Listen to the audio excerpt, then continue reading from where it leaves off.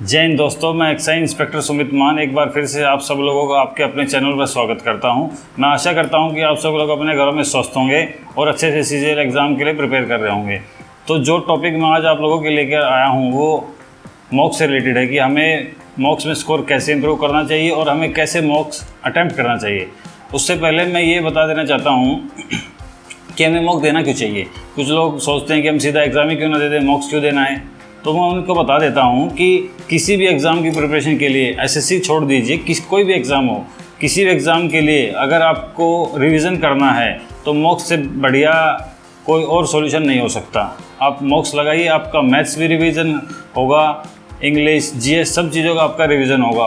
बजाय आप एक एक चीज़ पढ़ने के, मॉक्स आपका आईना है, आपको दिखा देता है कि आप कहाँ स्टैंड करते हैं। दूसरा, अच्छा आप मेरे को एक बात बताओ, जो रिपीटर्स हैं, जो बार बार 3 बार 4 बार एग्ज़ाम देते हैं, वो सिलेक्ट भी हो जाते हैं, जॉब भी कर रहे हैं, उसके बाद भी वो लोग कैसे एग्ज़ाम क्लियर कर लेते हैं? क्या वो आपको लगता है वो फिर से साल भर तैयारी करते हैं? नहीं, वो लोग सिर्फ मॉक्स देते हैं, रेगुलरली मॉक्स देते हैं। उसके बाद जब एग्ज़ाम में महीना रह गया, 20 दिन रह गए, तो वो लोग छुट्टी लेके फिर उसकी प्रिपरेशन कर लेते हैं अच्छे से, क्योंकि उनका बेसिक्स क्लियर है और मॉक्स वो दे ही रहे हैं। तो उससे कॉन्फिडेंस भी बूस्ट अप होता है और दूसरा आपका रिवीजन भी होता रहता है। तो अब मैं स्टार्ट करता हूँ कि हमें मॉक्स में स्कोर हम कैसे इंप्रूव कर सकते हैं।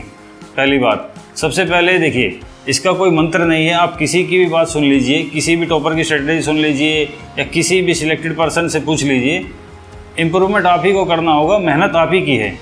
मैं आपको सिर्फ पॉइंट्स बता सकता हूँ, आपको गाइड कर सकता हूँ कि आपको ये करना चाहिए। तो सबसे पहले मैं बात करता हूँ कि जो लोग सिलेबस कंप्लीट कर चुके हैं और उन लोगों का पेपर अटैम्प्ट नहीं हो पाता पूरा टाइम के अंदर, तो उन लोगों को अपना कैलकुलेशन का स्पीड बढ़ाना चाहिए। कैलकुलेशन स्पीड पे काम करो, डेली 15 मिनट 20 मिनट सुबह शाम दोनों टाइम आप लोग कैलकुलेशन पे काम करो। आपकी स्पीड बढ़ेगी, आपको टाइम कभी कम नहीं पड़ेगा।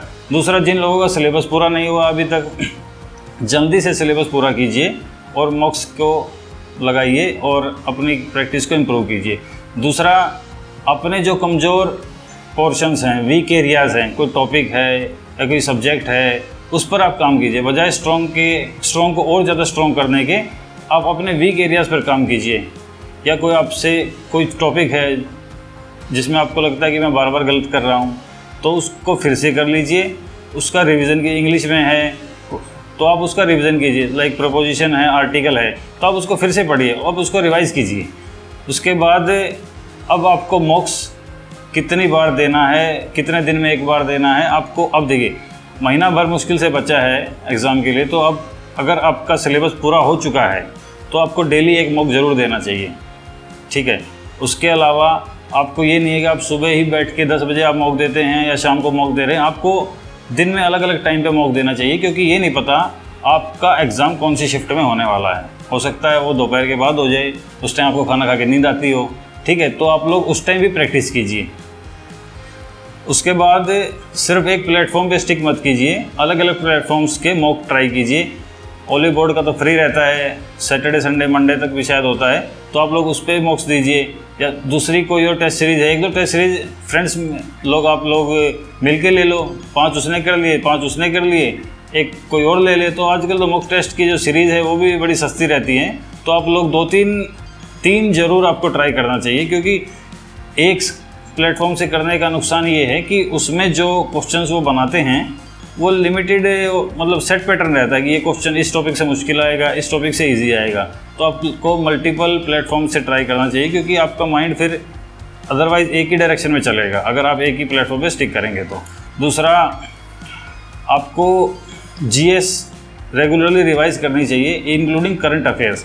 क्योंकि कुछ बच्चे क्या करते हैं कि अभी मॉक्स में स्कोर कम आ रहा है क्योंकि जीएस आप पढ़ते नहीं, मतलब जीएस रिवाइज नहीं करी होती, जीएस पढ़ी होती है, लेकिन सोचते हैं कि लास्ट में हम तो करंट अफेयर्स पढ़ लेंगे तो अपना स्कोर इंप्रूव हो जाएगा। बिल्कुल गलत बात है। आप लोगों को अभी से जीएस को भी रिवाइज़ करना चाहिए, क्योंकि लास्ट मोमेंट में जीएस रिवाइज़ नहीं होती है, बहुत टाइम लग जाता है और उसमें सब कुछ मिक्सअप हो जाता है और फिर कुछ भी याद नहीं रहता है। तो आप लोगों को जीएस भी साथ साथ रिवाइज़ करनी है। दूसरा, मॉक टेस्ट ही नहीं देने हैं, सिर्फ डेली मॉक टेस्ट दे दिया, दे रहे हैं, एक मॉक टेस्ट में अच्छा नहीं हुआ फिर उसी दिन दूसरा भी दे दिया, इस तरह नहीं करना है। आप मॉक टेस्ट एक ही दीजिए, लेकिन उसको एनालाइज अच्छे से कीजिए। एनालिसिस में भी बड़ा टाइम लगता है, अपनी गलतियों को देखना होता है, क्या गलत किया, क्यों गलत किया, कितना ज़्यादा टाइम लिया क्वेश्चन में। तो एनालिसिस की अभी बात मैं नहीं करूँगा, एनालिसिस के लिए मैं एक सेपरेट वीडियो बना दूंगा, क्योंकि अगर मैं एनालिसिस की यहाँ बात करने लगा तो वीडियो बहुत ही लंबा हो जाएगा, फिर कोई देखने वाला भी नहीं है। उसके अलावा आप लोगों को आर्ट ऑफ स्किपिंग जो है उसको प्रैक्टिस करना है, क्योंकि एसएससी का लगभग एक सेट पैटर्न सा है कि वो इस टॉपिक से मोस्टली मुश्किल क्वेश्चन बनाते हैं। जैसे एवरेज का थोड़ा सा रहता है या सीआई का थोड़ा सा लेंदी क्वेश्चन रहता है, तो आप लोग उसको स्किप करने की प्रैक्टिस कीजिए। आप लोग उसको करिए, लेकिन बाद में जब आपने पूरा पेपर देख लिया हो। ठीक है, हमारी स्ट्रेटेजी ये होनी चाहिए कि हम लोग पूरा पेपर देखें, ये नहीं कि हम पूरा पेपर देख ही नहीं पाए और लास्ट मैथ के क्वेश्चन छोड़ के आ गए। तो आपको पूरा लास्ट तक पहुंचना है, तो उसके लिए आपकी स्ट्रेटेजी ये होनी चाहिए कि आप फिक्स टाइम में वहाँ से निकल जाएं, किसी एक क्वेश्चन पर अड़ना नहीं है। आपको उन क्वेश्चंस की या उन टॉपिक्स की प्रैक्टिस करनी जहाँ पे आप लैग करते हो। जैसे रीजनिंग में हो सकता है नंबर सीरीज में आपको प्रॉब्लम हो, या फिर सेट एनालॉजी में आपको प्रॉब्लम हो, तो आप उसके क्वेश्चंस की ज़्यादा प्रैक्टिस कीजिए, क्योंकि इन टॉपिक से मुश्किल क्वेश्चन बनते हैं और कई बार टाइम बच भी जाता है, लेकिन ये टॉपिक्स हो नहीं पाते हैं, बच्चा सॉल्व नहीं कर पाता इन क्वेश्चंस को। तो आप लोगों को इन क्वेश्चंस की प्रैक्टिस ज़्यादा करनी है। उसके बाद जब आपने मॉक दे दिया तो आपके कुछ क्वेश्चन नहीं हुए या कुछ गलत हो गए, तो उसके बाद भाग के एकदम से सॉल्यूशन नहीं देख लेना है, क्योंकि सॉल्यूशंस तो आपका वहीं रहेगा।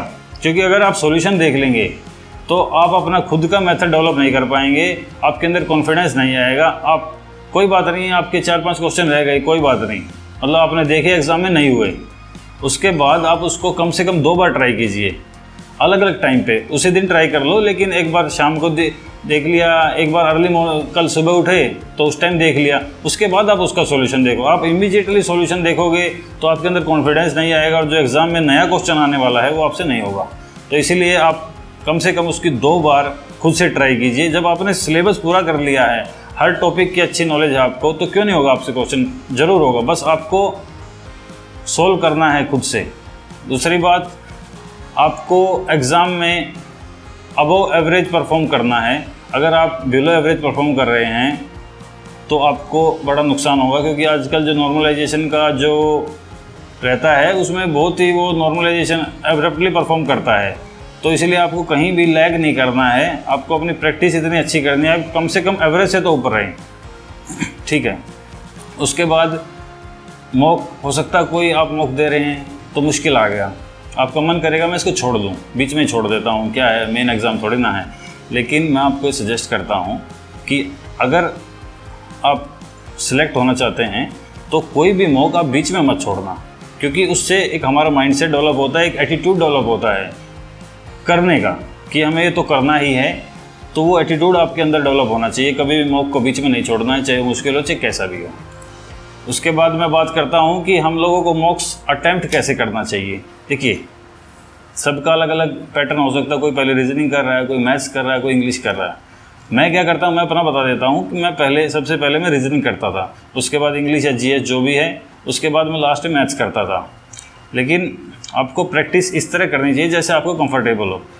लेकिन दूसरी बात मैं आपको बता देता हूँ, क्योंकि मेंस में मैथ्स और रीजनिंग पहले आने वाला है, तो आपको ये नहीं होना चाहिए कि मेरे को मैथ पहले आ गया, रीजनिंग पहले आ गया तो मैं कर ही नहीं पाऊँगा।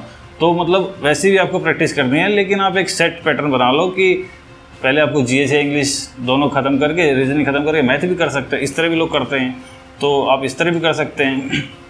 दूसरा, मॉक को सीरियसली देना है, जिस तरह जैसे कि मेन एग्ज़ाम हो। ऐसा नहीं है कि यार अभी तो ठीक है, मैं मेन एग्ज़ाम में कर लूँगा, ये गलती हो रही है कोई बात नहीं, मैं मेन एग्ज़ाम तक तो ठीक कर लूँगा। जो आप मॉक में करेंगे वही आप मेन एग्ज़ाम में भी करोगे।